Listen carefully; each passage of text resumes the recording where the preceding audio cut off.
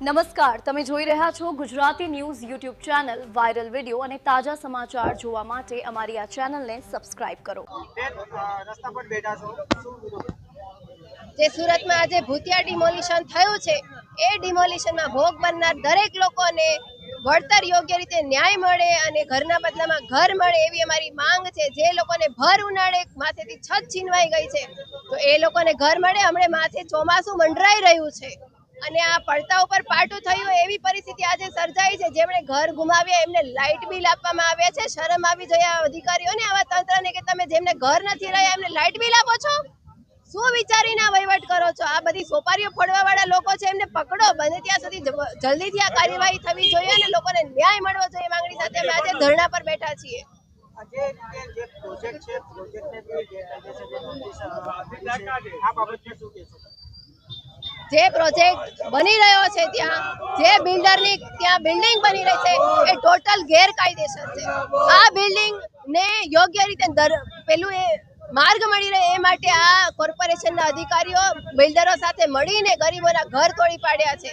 તો એવા અધિકારીઓને, એવા પોલીસ જે આમાં મળેલા છે દરેક પોલીસને, અને જે વિડીયોમાં એસઓજી વાળા દેખાય છે સ્પેશિયલ ગ્રુપ વાળા સ્પેશિયલ પ્રોટેક્શન સાથે આ ડિમોલિશન કરવામાં આવ્યું છે, જે વિડીયોમાં આપણને સૌને જોવા મળ્યું, તો એ દરેકને આમાંથી સસ્પેન્ડ કરવા જોઈએ અને ગરીબોને જે અન્યાય થયો છે એમને ન્યાય આપવો જોઈએ.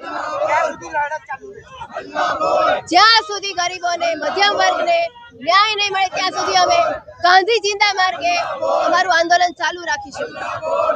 સુરત નાસરનગર વિસ્તારમાં સૌથી વધુ મકાનોના કથિત ભૂતિયા ડિમોલિશન મામલે આજે સ્થાનિક રહેવાસીઓ અને કોંગ્રેસના આગેવાનો દ્વારા સુરત મહાનગરપાલિકા એસએમસી કચેરી બહાર જોરદાર વિરોધ પ્રદર્શન કરવામાં આવ્યું હતું. અસરગ્રસ્ત પરિવારો અને કોંગ્રેસના કાર્યકરોએ મનપાના મુખ્ય ગેટ સામે ધરણા પર બેસીને તંત્ર વિરુદ્ધ નારાજગી વ્યક્ત કરી હતી. વિરોધીઓએ આક્ષેપ કર્યો હતો કે ડિમોલિશનની પ્રક્રિયામાં ગંભીર અનિયમિતતાઓ થઈ છે અને જવાબદાર અધિકારીઓ સામે કડક કાર્યવાહી થવી જોઈએ. વિરોધ દરમિયાન મનપા તંત્ર વિરુદ્ધ જોરદાર સૂત્રોચ્ચાર કરવામાં આવ્યા હતા.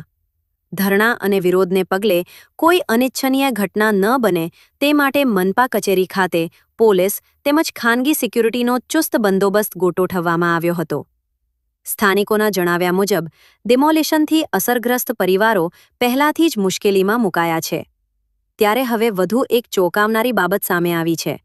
અસરગ્રસ્તોના જણાવ્યા અનુસાર જે મકાનો પર ડિમોલિશનની કાર્યવાહી કરવામાં આવી હતી તે મકાનોના વીજ બિલ પણ તાજેતરમાં આવી પહોંચ્યા છે, જેને લઈને સ્થાનિકોમાં ભારે રોષ જોવા મળી રહ્યો છે.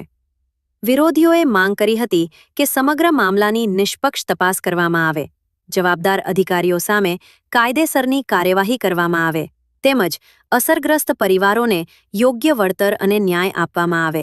કોંગ્રેસના આગેવાનોએ જણાવ્યું હતું કે જો તંત્ર દ્વારા યોગ્ય કાર્યવાહી કરવામાં નહીં આવે તો આગામી દિવસોમાં આંદોલન વધુ ઉગ્ર બનાવવામાં આવશે. હાલ સમગ્ર મામલે મનપા તંત્ર તરફથી સત્તાવાર સ્પષ્ટતા સામે આવી નથી, પરંતુ વિરોધ પ્રદર્શનને લઈને શહેરમાં રાજકીય માહોલ ગરમાયો છે.